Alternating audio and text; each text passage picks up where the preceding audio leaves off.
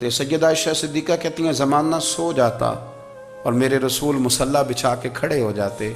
او یار کھیتی باڑی کر کے نہیں، محنت مزدوری کر کے نہیں۔ جناب عائشہ کہتی ہیں میں یہ بھی دیکھتی کہ حضور ایک آیت شروع کرتے تو ساری رات اسی کو پڑھتے، اور میری نظر جاتی تو قدم مبارک پہ ورم آ جاتا۔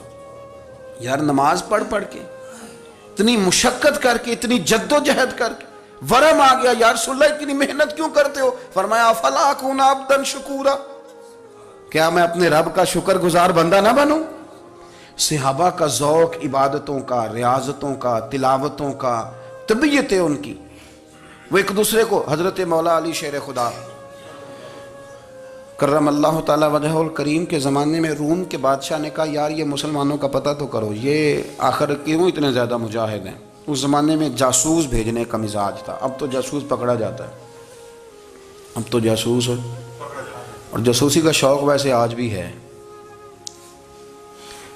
عرض کروں تھوڑی سی بات اس عنوان سے، پتہ کیا ہمارا مسئلہ ہے؟ ہم جہاں جاتے ہیں نا وہاں تھوڑی خوشبو سونگنے کی کوشش کرتے ہیں، وہ کیا ہے تو یہ کیا ہے تو ادھر کیا ہے تو تھوڑا سا ادھر کیا ہے۔ میرے رسول پاک پڑھیے درود شریف، سارے پڑھیے ذرا زور سے، صلی اللہ تعالی۔ نبی پاک علیہ السلام نے فرمایا جاسوسی نہ کرنا ورنہ تم بندوں کو خراب کر دو گے، اور فرمایا اس طرح نہ ہو کہ تم کسی کے اب کھول نہ نکلو تو تمہارے پہلے کھول جائیں۔ یہ جو ذوق ہے نا یہ ختم کریں، چھوڑیں، مطلب آپ کس چکر میں پڑے ہوئے ہیں؟ اتنی زیادہ توجہ کرنے کی کیا ضرورت ہے؟ نے کام سے کام رکھیں، اس میں بندہ تھوڑا سا نا آسان رہتا ہے۔ یہ جو بہت زیادہ ٹٹولنے والے لوگ ہوتے ہیں نا وہ بیچارے پھر عمر ٹٹولتے ہی گزار دیتے ہیں، اس لیے کہ مزاج ہی بہت پکا ہے، بوری کا منہ کھول کے اندر تک ہاتھ ڈالنا، تو پھر کئی دفعہ سامنے سے بچھو بھی لڑ جاتا ہے، خرابی ہوتی ہے۔ تو جاسوسی کی جاتی تھی، اس نے بھی جاسوس بھیجے، کیونکہ قبیلوں کے لوگ تھے، کچھ مسلم کچھ کافر، پہچانے نہیں جاتے تھے لوگ، تو کچھ لوگ اس نے بھیجے، انہوں نے آ کے نا تحقیق کی، ریسرچ کری کہ آخر ماجرا کیا ہے۔ تو واپس جا کے انہوں نے رپورٹ دی نا روم کے بادشاہ کو، اس رپورٹ کا ایک جملہ بڑا شاندار ہے، وہ کہنے لگا بادشاہ ہمیں مسلمانوں کی کوئی سمجھ نہیں آئی،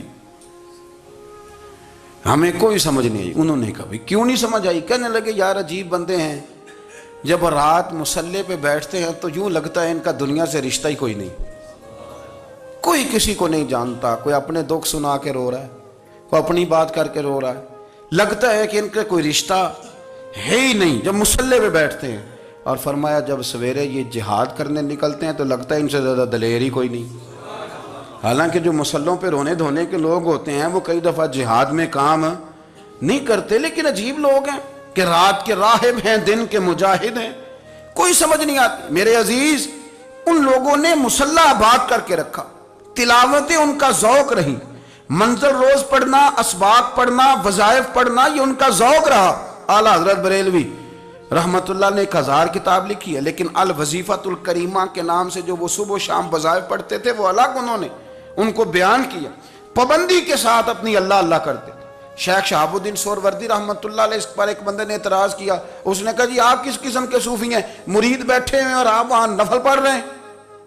یہ بھی بڑا مسئلہ ہوتا ہے نا، جو بندہ ملنے آتا ہے وہ اپنے ٹائم کے حساب سے آتا ہے، اور پھر اس کا یہ بھی خیال ہوتا ہے کہ پیر صاحب جو ہیں وہ چونکہ درویش ہیں تو نہ انہیں روٹی کھانی چاہیے نہ سونا چاہیے، چونکہ وہ درویش ہیں، اور ہم چونکہ درویشوں کے ماننے والے ہیں لہذا ہمارا یہ طریقہ ہونا چاہیے کہ جیسے ہم کہیں درویش ویسے ہی کر جائے۔ حالانکہ جس کو آپ درویش کہیں گے آپ اس کی مانیں گے، آپ منوائیں گے نہیں، ہمارا مزاج ہوتا ہے۔ شیخ شہاب الدین پر لوگوں نے اعتراض کی، حضور لوگ ملنے آئے ہیں، زیارت کرنے آئے ہیں، یہ بندے دعا کرانے آئے ہیں، اللہ اللہ کرانے آئے اور آپ نفل پڑھ رہے ہیں، کیا جملہ ہے، کیا حسن ہے، کیا خوبصورتی ہے۔ فرمانے لگے رب رسول سے مانگنے کے لیے مصلی بچھایا ہے، اگر وہاں سے مانگوں گا نہیں تو تمہیں دوں گا کیا؟ پہلے مجھے کچھ لے تو لینے دو، اگر میرے پلے کچھ ہے ہوگی تو آگے دوں گا نا، تو میں مانگنے گیا تھا کہ یا اللہ دے تیرے بندے لینے آئے دے، تو میں کچھ لوں گا تو آگے دوں گا نا۔ لیکن ہمارا یہ سٹیٹس، یہ مزاج، یہ شعور نہیں ہے، گپیں، کہانیاں، داستانیں، گفتگو، خطابت، واز، کیا بات۔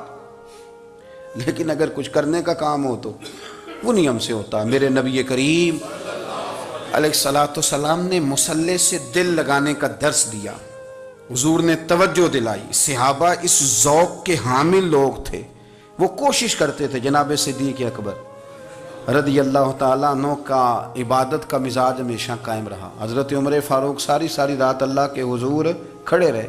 حضرت عثمان غنی رضی اللہ تعالیٰ عنہ عشاء کی نماز پڑھ کے 2 رکعتوں کی نیت باندھتے تھے، 15 سپارے پہلی رکعت میں پڑھ دیتے تھے اور 15 سپارے قرآن مجید کے دوسری رکعت میں پڑھ دیتے تھے۔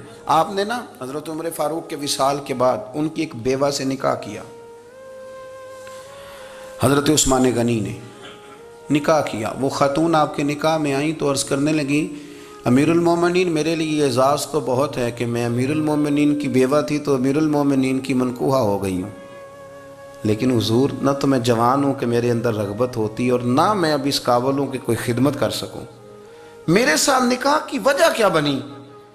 تو عثمان غنی رو پڑے، فرمانے لگے میں نے عمر فاروق کو مسجد میں اپنے رب سے ڈرتے ہوئے دیکھا ہے، میں نے اسے روتے ہوئے دیکھا ہے، عدل کرتے دیکھا ہے، انصاف کرتے دیکھا ہے، امت کی خیر خواہی کرتے دیکھا۔ تمہارے ساتھ نکاح اس لیے کیا ہے کہ تم مجھے یہ بتاؤ کہ عمر فاروق گھر کے اندر اپنے رب کو کیسے راضی کرتے تھے، گھر کے اندر کیسے راضی کرتے تھے، وہ طریقے بتلاؤ، تم بتاتی جانا اور میں بھی اسی طرح گھر میں عبادت کروں۔ میرے رسول کریم علیہ السلام نے ارشاد فرمایا، حضور فرمانے لگے